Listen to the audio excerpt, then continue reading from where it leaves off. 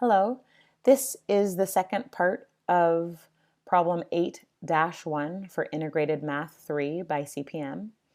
I have already gone over the exploration in the previous video of when you have graphs in factored form that looks like x times x minus 2, we see that there are two x-intercepts for each one of those distinct linear factors. Here we see that there's an x minus 2 squared. So this linear factor, again, the x minus 2 is a linear factor, has been squared.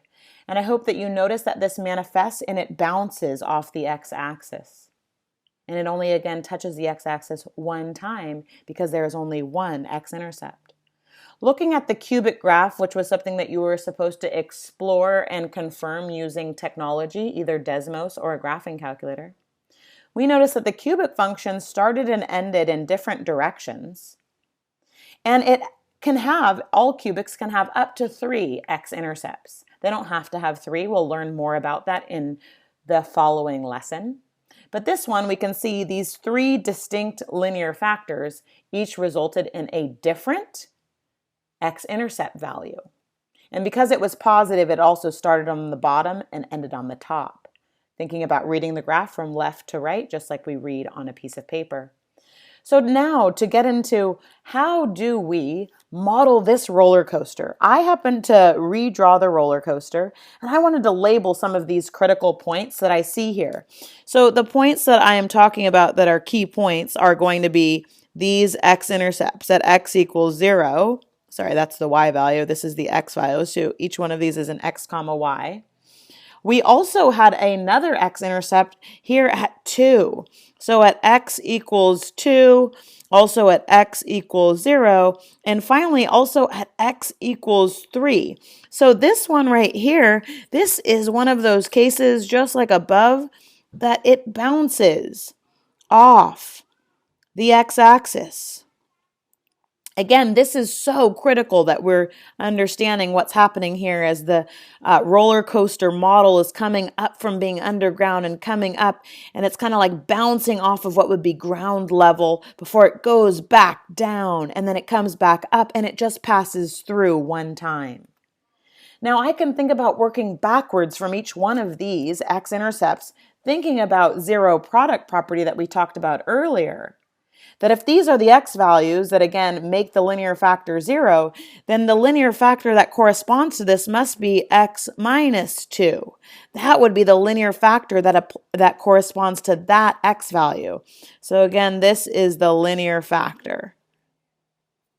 Likewise, the linear factor that would correspond to the x equals 3 being an x-intercept is x minus 3. And the same thing here, that the one that corresponds to x equals 0 would just be x. And really, I put this all together to make the equation for this roller coaster, with one exception. The one exception comes in 2 ways that we can see it. Number 1, I see that here there is a bounce. And if recall earlier, bounces occur when we have repeated linear factors. You'll be exploring that a little bit more in the following problem. The other thing is that if you had guessed, as they asked you to guess, to explore, what would happen if it was just x times x minus 2 times x minus 3? Well, that's actually what we already had up here. And that does not start and end in the same fashion that this roller coaster starts and ends. Notice that this roller coaster, it starts and ends, it opens up.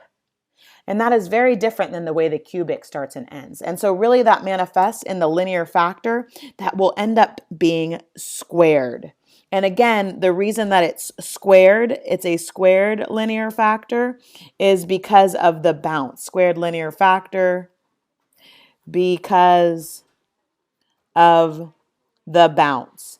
And my final equation that would model this roller coaster will be y equals x times x minus 2 squared times x minus 3. This polynomial would be a 4th degree polynomial. So again, this is a 4th degree polynomial. And the factored form is such a rich form for us to use because from it we can clearly see the x values that makes each one of the linear factors 0, and those x values correspond to the x coordinates of the x-intercepts. I could also use more information to find the stretch factor, and we'll be doing that in a following lesson. So keep this lesson in mind as we move forward for the next couple of days.